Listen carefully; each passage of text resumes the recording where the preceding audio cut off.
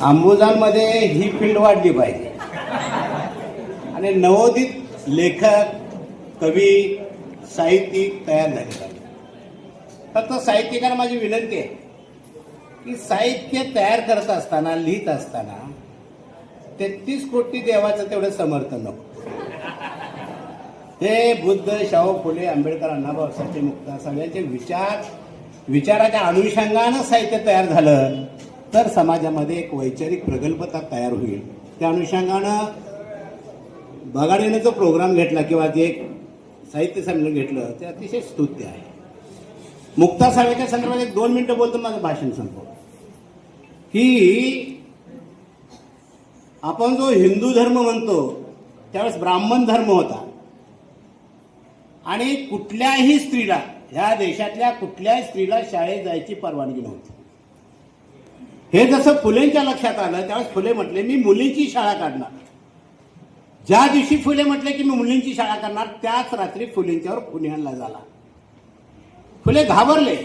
असे घाबरलेले फुले लहुजी वस्ताद साळवेंच्याकडे आले. म्हटले वस्ताद, मुलींची शाळा काढतो म्हटल्यावर माझ्यावर खुनी हल्ला झालाय, मला संरक्षण पाहिजे. वस्ताद म्हटले काय प्रकार आहे सांगा. आणि म्हटले माणसाचं काम करतोस, कोण तुझ्या आडवं येतोय, चल उद्या शाळेच्या ठिकाणी कर घोषणा. मी तिथं काय बोलायचं ते बोलतो. दुसऱ्या दिवशी फुलेचा सगळा लवाजमा शाळेच्या ठिकाणी गेला. फुले उठले की मी उद्यापासून मुलीची शाळा काढतोय, मुली शाळेत घाला. आणि लहुजी वस्ताद साळवे उठले. म्हटले पुणेकरांनो, जाणीववाल्यानो, शेंडीवाल्यानो, ही दोघं जे काम करतात ते माणसाचं काम करतायत.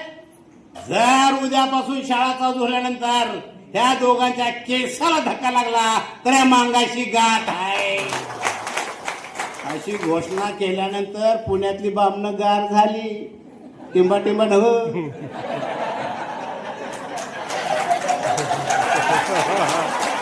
गार झाली ब्राह्मण. त्यानंतर फुलेंचा नाद ब्राह्मणाने पुण्यामध्ये केलेला नाही. दुसऱ्या दिवशी फुले परत आले. वस्ताद म्हणले मुली शाळेत येणार, कारण का पेपरमध्ये रकानेच्या रकाने भरून फुलेंच्या विरोधात लिखाण येत होतं, अश्लील शिवीगाळ करत होते, धमक्या देत होते. मुली शाळेत येणार, घाबरून कोण मुली शाळेत घालणार. आणि मग लहुजी वस्ताद साळवे उठले, आपल्या पुतणीला खांद्यावर ठेवलं. कुणाची माय गेल्या त्यानं माझ्या आडव्या म्हटला मी माझ्या पुतणीला शाळेत घालवतो. त्या मुलीला शाळेत ठेवलं. त्या मुलीचं नाव होतं मुक्ता साळवे. ती 4थीला गेली आणि सावित्रीनाथने निबंधली. काय लिहिलंय, निर्मिका तू आम्हाला ज्या धर्माचं समजतोयस